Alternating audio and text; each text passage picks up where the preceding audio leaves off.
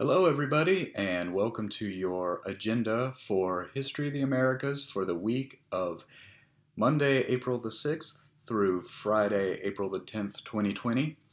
Uh, this week it's going to be a little bit short and sweet. It's pretty straightforward.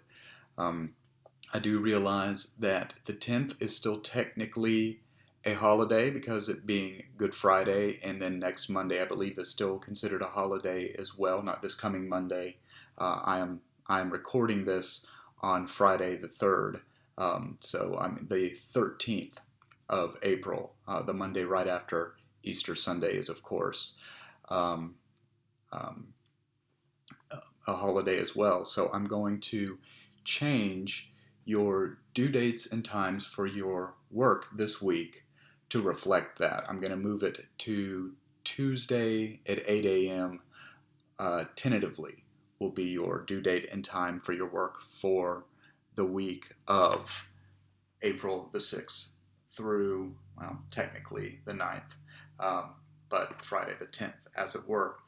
The first thing I want you to do, okay, is make sure you get that summative done and submitted by Monday evening. That's what I have the time set for, so that would be April the 6th, Monday, April the 6th at 11:59 is the due date and time for the summative, right?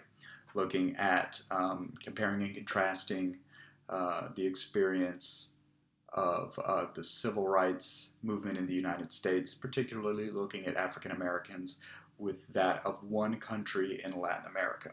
So make sure you get that submitted by its proper date and time. That's first on your agenda.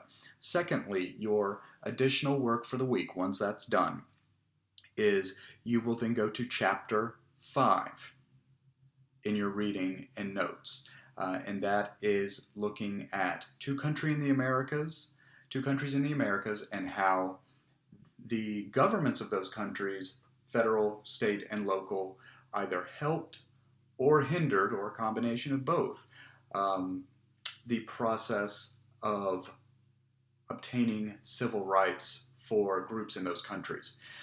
There's two main sections. Section 1 of Chapter 5 is dealing with the United States. So some of the things that you see in that chapter are going to be a little bit of a retread because it'll talk about the different presidents and some of the things they did. So it'll talk a little bit about what Roosevelt did during his terms in office. It'll talk about Truman and then make its way through. It'll talk about some of the role that the Supreme Court played. And of course, I know you've seen some of that already in looking at famous Supreme Court cases dealing with the African American civil rights movement in the United States. So some of it will be familiar material, but it's going to go further and it's going to give you more detail. Section 2 of Chapter 5 is giving you a case study dealing with Bolivia, which is a particularly interesting group because this is kind of where we see the people that are trying to gain rights happen to basically be a majority in the country versus what you tended to see in the United States. So it's a little bit of a flipped script there, but interesting nonetheless. So this time around, you're going to do the same. You're going to read. You're going to do your notes as I've outlined before. Remember, each heading, whether it's the big heading or the subheadings, the bold subheadings, make sure you identify those on your notes and just a quick summary of what's under that heading, all right? Some of you guys are really digging in and doing a lot for your notes. That's great. Some of you, maybe you don't necessarily have to take quite as much. Remember, it's just what you need to write down, the main points, right?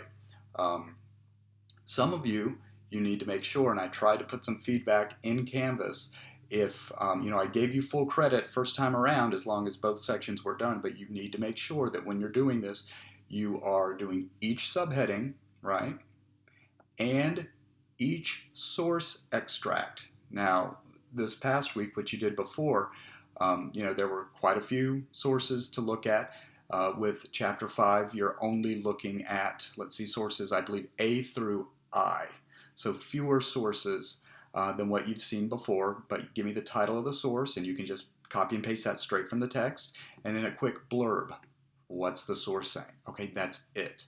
But make sure you walk through and do each part the way you need to do it if you want to get that full credit. Like I said, I was generous before. If you fell into that category of you clearly read through the whole thing, but you were missing subheadings, or you didn't do the source extracts or things like that, you've got to do that this time. I will only give you partial credit if you're missing some of that.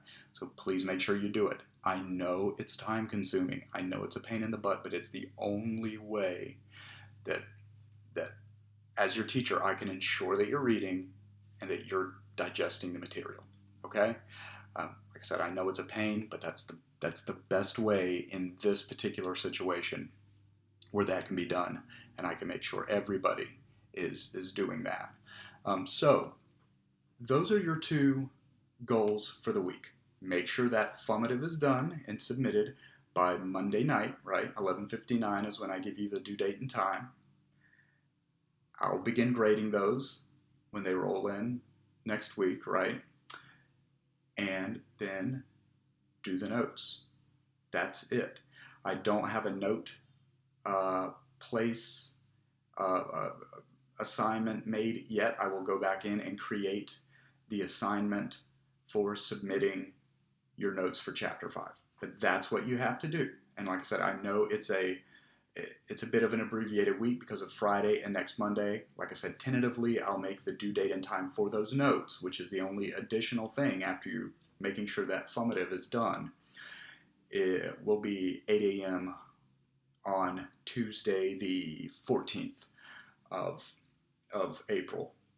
And we'll work around that as necessary. And as always, each day, I've got morning coffee with Mr. Price at 9. I've got afternoon check-in with Mr. Price at 2 on Zoom. And on Mondays and Fridays, don't forget, I have office hours between 11 and 12 as well. So there's a lot of opportunity for you to log in there, get questions answered, check in with me. Please, folks, make sure you get that done and use that opportunity. I'm here for you if you need help. Okay? All right, guys, that's it for next week. And hopefully you're well on your way for having that formative done so you can enjoy your weekend. And I'll see you later.